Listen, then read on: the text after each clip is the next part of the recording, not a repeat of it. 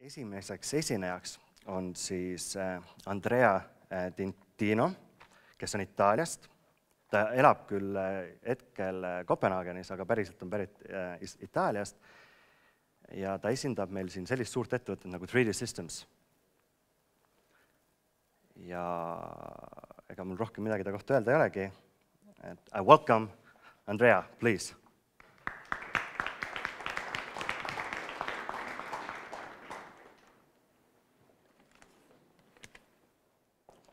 Thank you. This is the controller, and there's the red button, you remember? Yeah, No. just like this. Yeah, all right. Ooh.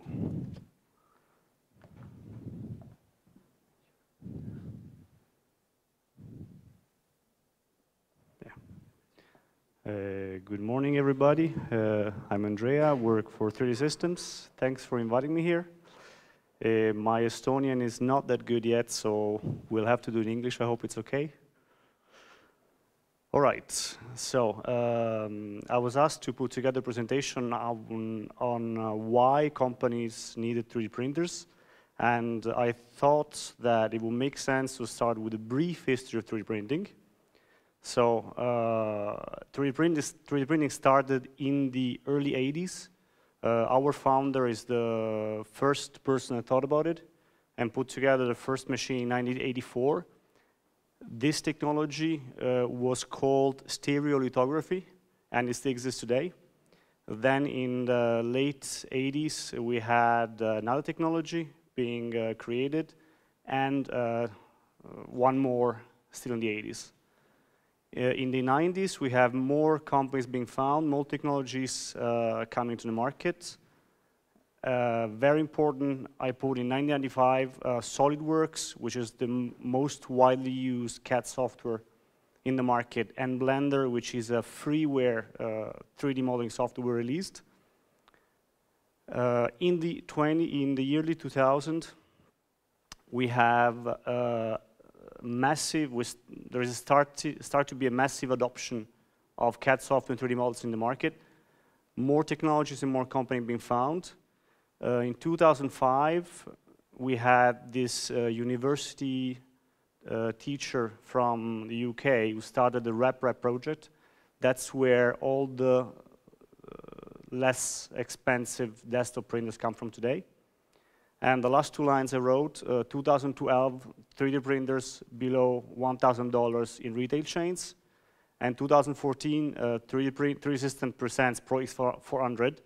That's a metal printer that prints 50 by 50 by 50 centimeters and will be priced around 1.5 million euro. Why did I put together this slide? First of all, because a lot of people is asking, well, most people think that 3D printing is pretty new. When they hear that it's been around for more than 30 years, then they are wondering why is that it got so popular only recently. What we believe is that one reason is that today most companies are working with CAD software, which was not really true 10 years ago. And of course, today you can afford a consumer printer for less than €1,000, which also wasn't true 10 years ago.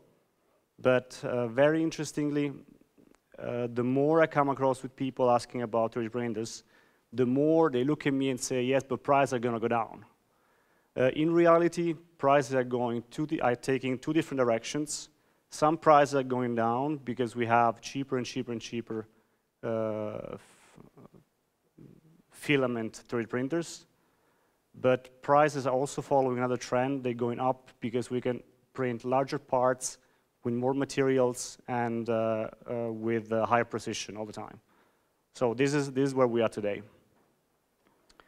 And choosing a 3D printer today is not quite like choosing a car.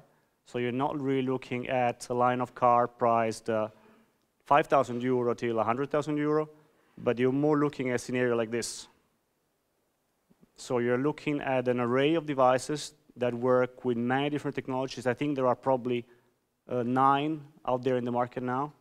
And they are priced somewhere between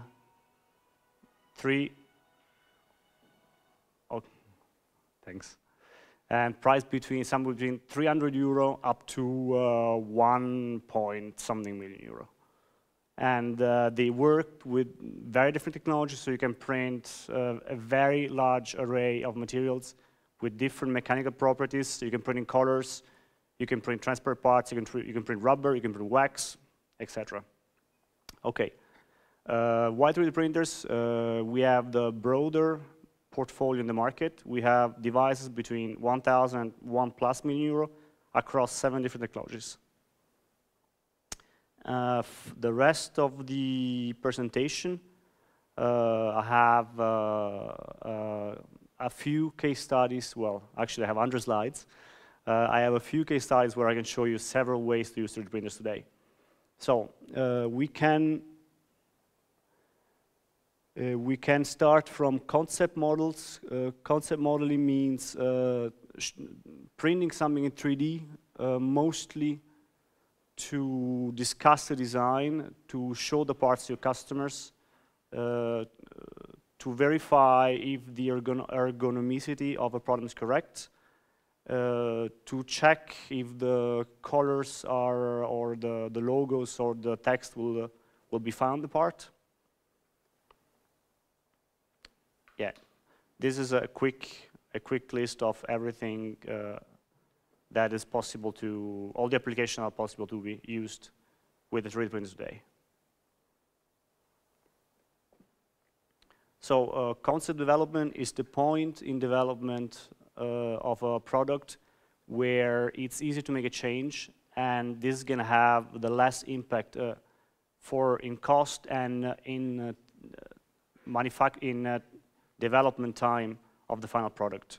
So this is the time where you want to try and make more changes as an opposite of making more changes in the future when it's going to become more expensive. So this is a picture of a toothbrush. On the right, you have the real toothbrush, and on the left, you have a 3D printed toothbrush printed with one of our machines that can print in color. So I think that here the advantage of 3D printing is pretty evident. You have, within, I guess, 1 hour, 1 hour and a half, you can have a pretty good idea of what your final product is going to look like. Of course, you cannot have the rubber from the handle. Of course, you cannot have the threads, but you can still hold the thing in your hand, and you can discuss with the customer or with a partner, or you can do marketing tests, or you can take it to a trade show. Ergonomics test. So here we have a product looking pretty much like the final thing. Shoes manufacturers. We developed several of our machines actually together with shoe manufacturers who wanted to print shoes in a size that is good for marketing purposes, for test purposes. So you can print soles in colors, you can print a whole shoe in color, you can print molds to print soles in rubber. Here we have a complete prototype made of different parts, where some of them are 3D printed, some aren't. And this is a finite element simulation, where the colors are given by the simulation and printed with a color 3D printer. So here you see the rubber of a car, and here you see a 3D printed model of the rubber. This is gypsum printed in color, but it's pretty faithful to the design. Patient communication. I don't know if there is people that are into healthcare. Anyway, with CT scanners, we can now 3D scan inside the body of a human being. We can manage this data, elaborate it, and get it printed in 3D with pretty faithful colors.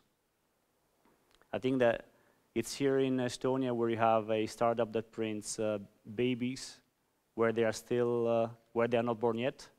Well, this is done with this application. It could be done with a 3D printer today.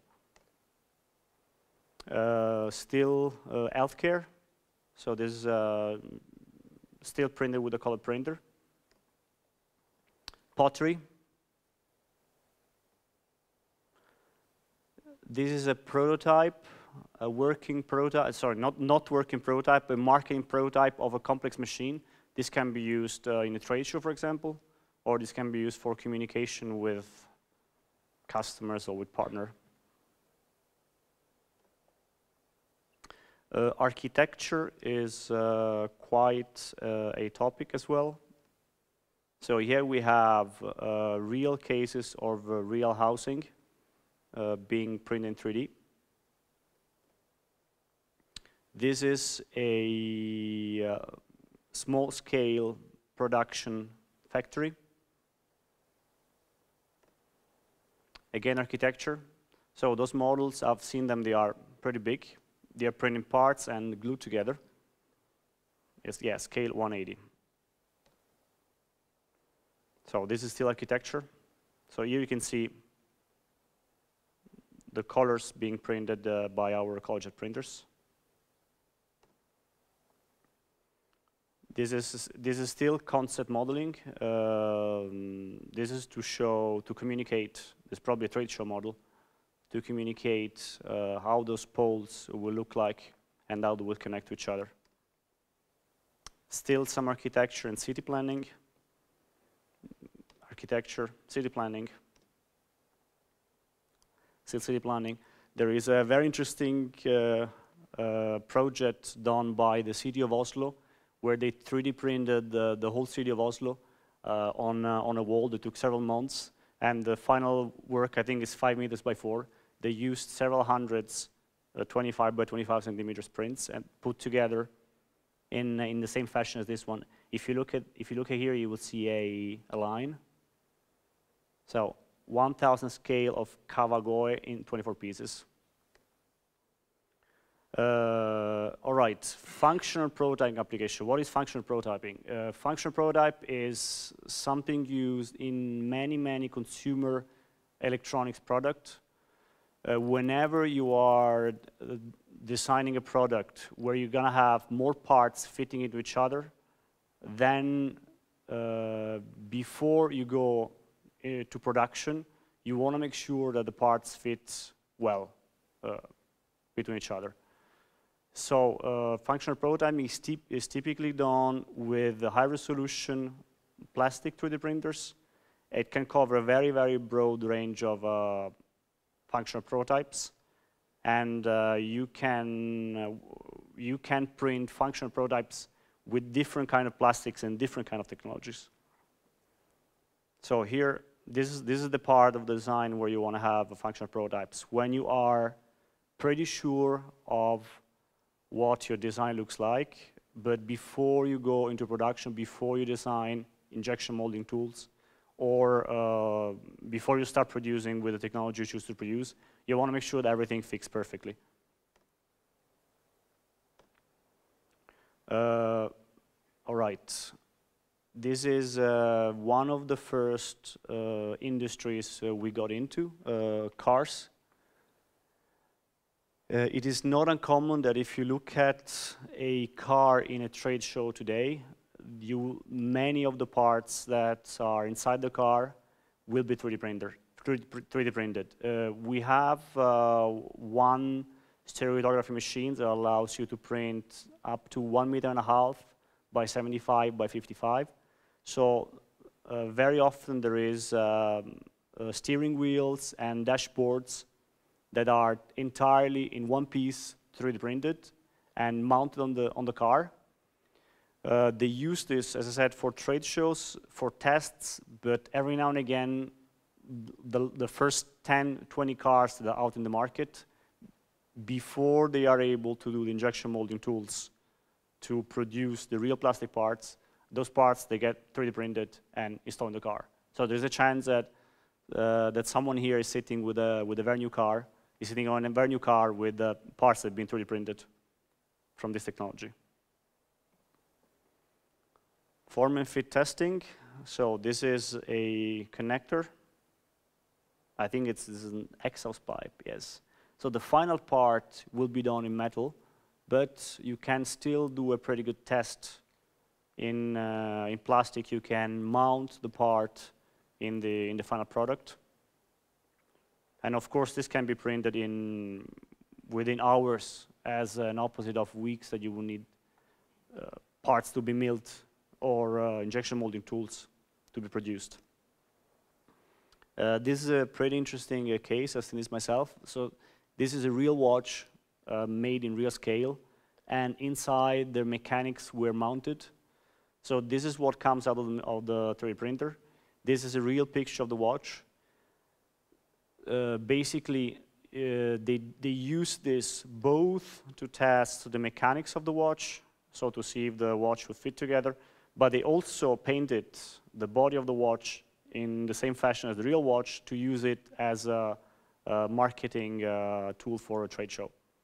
And I've also seen myself, pretty impressive. I've seen a watch bigger than this, probably around this size, with the whole body and all the mechanism inside, and the watch was turning.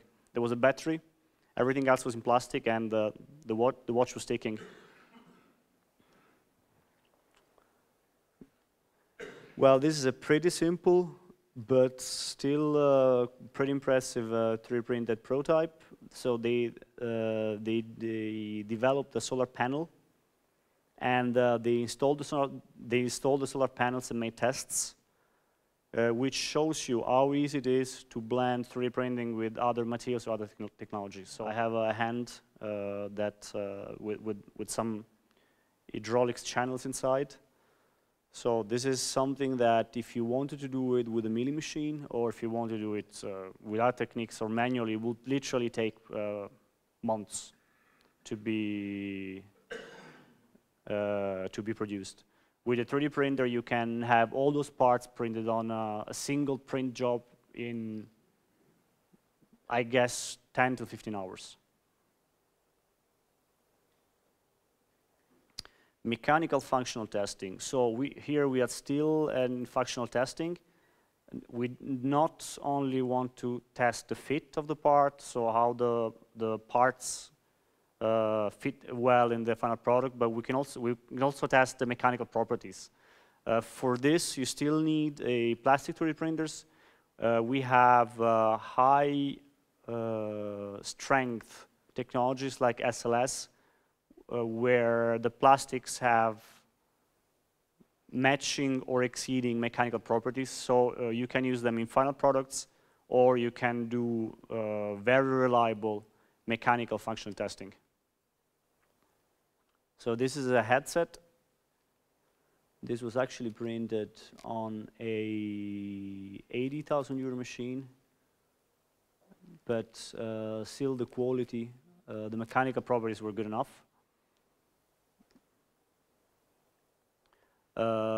This is a part of I think it's a hairdresser.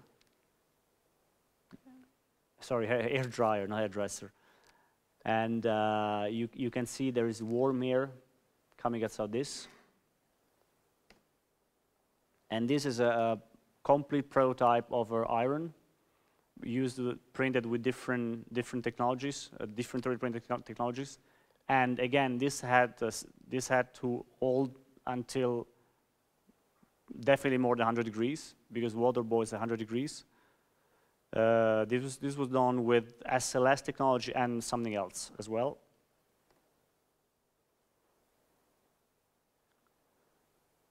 Housing components. This is not consumer, but it's a working tool.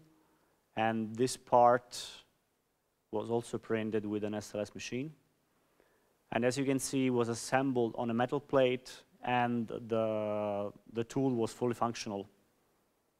So you can, if you wanted to get these parts milled or produced with other technologies, here it says additional 4 weeks development cycle through heat-resistant materials.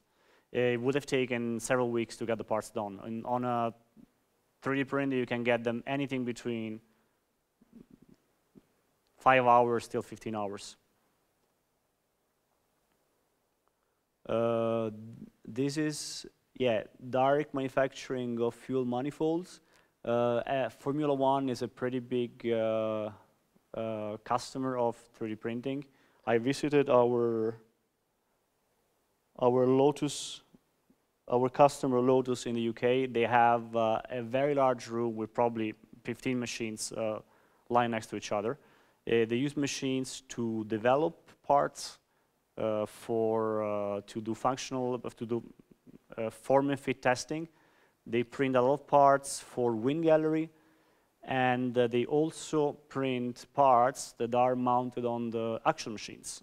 So when you look at Formula One race, inside the cars, I think there are 20 till 40 parts all the time that are 3D printed, which is pretty impressive. Because if something can hold a Formula One race, then they're probably good enough to do a number of applications.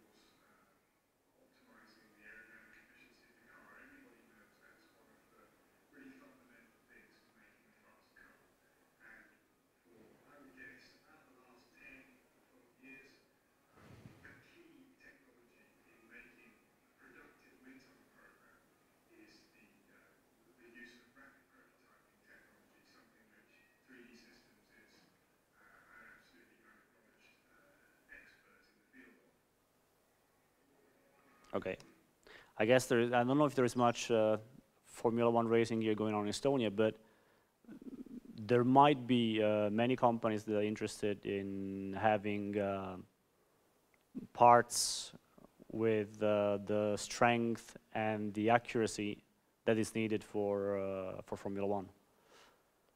Okay, aerodynamic models with pressure tapping. This is a wing for courtesy of the Federal Aerospace Administration. Again, very often they are printing prototypes to test in the wind chamber, and they'll leave the parts there for weeks or months. This is, yeah, hold on.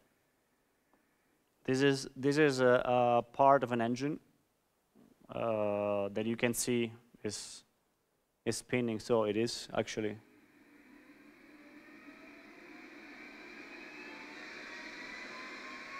Okay, enough with the noise. There is a part of an engine that is spinning, and several parts in this engine have been 3D printed. Fluid flow analysis. We have been working, so this is car industry or, well, also house appliance industry, but we've been working with a lot of companies that need to have watertight parts. They need to have parts to test the flow of different liquids quickly, or even to test turbines for boat engines, which a 3D printer allow you to do in a fraction of time compared to traditional production techniques. So this is a tank that you see it's being filled here.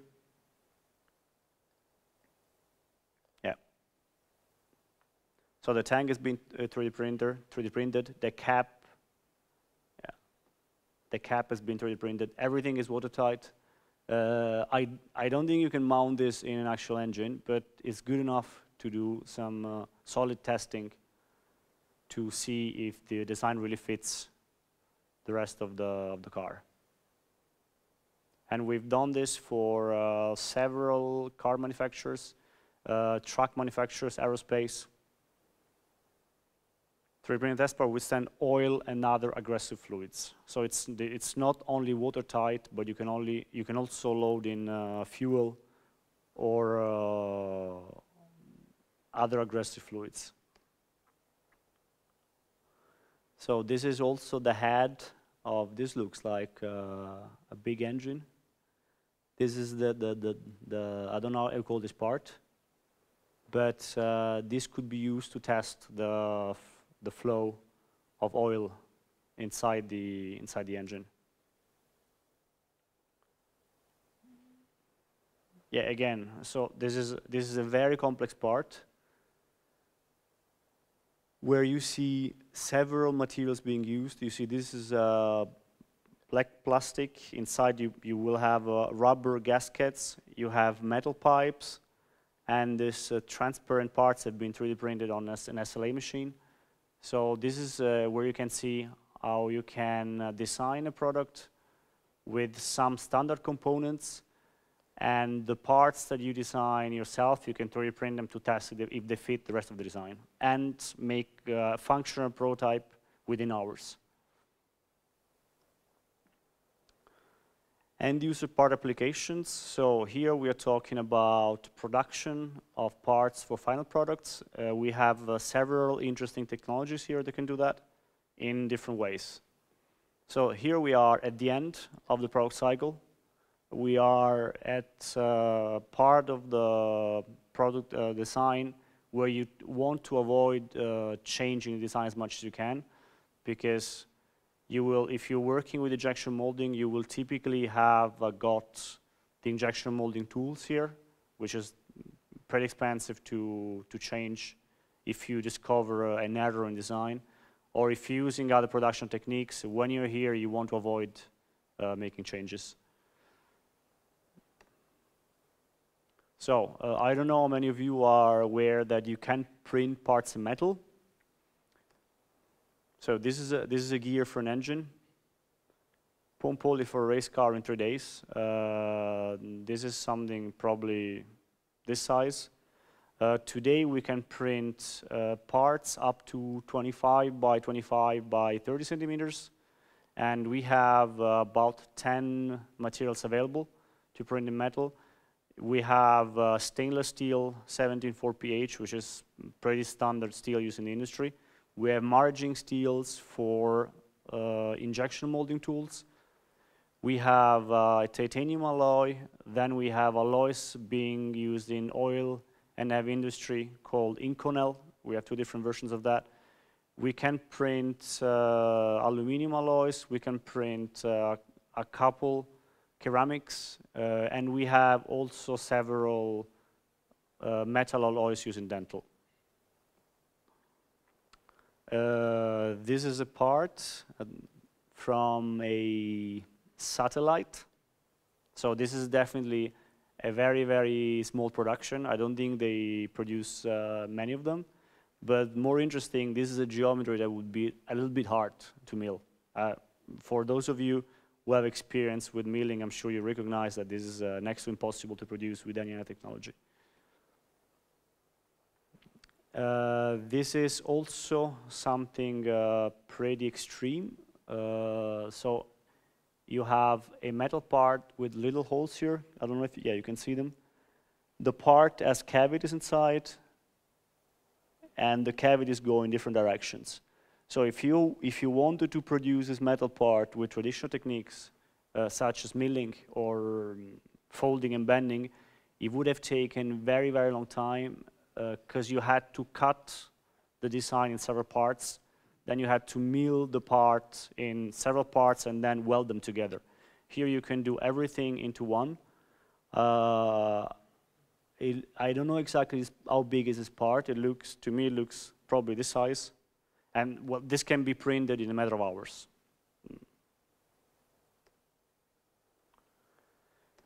Casting. This is, yeah, maybe many of you know that we can print wax. Actually, wax is not the only castable material available in the market. You can print with our technologies, also with other machines. You can print castable plastic, which is still pretty popular in several industries like jewelry or dental. But here we are looking at a motorcycle engine. The reason why they choose this technique is that if they wanted to go and mill this part in metal, it would have taken a pretty long time. So here you are, reduced design to manufacturing by 4 weeks. So at this point of the presentation, you probably realize that why do companies want to use 3D printers? First of all, to save money, and second, to save time. So here, you can print this wax pattern within less than a day, get it casted the next day, as an opposite of waiting several weeks to get the part printed in metal. Sorry, the part milled in metal. Direct plastic, also a big subject today. With using SLS techniques, we can print industrial-grade polyamide. There are already quite many companies using this in final products. For example, I don't know how many Rolls-Royces are there around, but Rolls-Royce, which are currently produced by BMW in Germany, they do 3D print many spare parts using our SLS machines. So what happens is that whenever something is broken, a technician will order a part from the factory, and the factory, instead of taking the part off the shelf, will 3D print the part and ship it, and the part will be installed in the car. So there is a number of 3D printed parts in polyamide that are sitting inside a Rolls-Royce car today.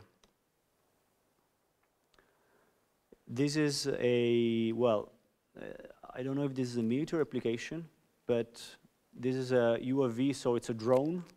It's something that flies. And the white parts here have been 3D printed. This is 100% final product. 1 minute? Okay. Formula One team. So I still have 30 slides, but I'll go fast. This is final parts. Jigs and fixtures. So you can print tools that help you producing and putting together products. Testing. Yeah, this is a turbine. Mass customized. Oh, figurines. You can 3D scan and 3D print yourself. Rapid tooling. Okay, 1 last minute, I promise. Yeah. We've just had a webinar a couple of weeks ago showing that with one of our 3D printers, costing between 50 and 80,000 euro, you can 3D print in plastic injection molding tools that last, the test we did last until 500 parts. Okay, I guess that. Yeah, there will be more presentations about sure. Materials and stuff, but I would like to thank you. Thanks. Unfortunately, there's no time for questions, but they will find you.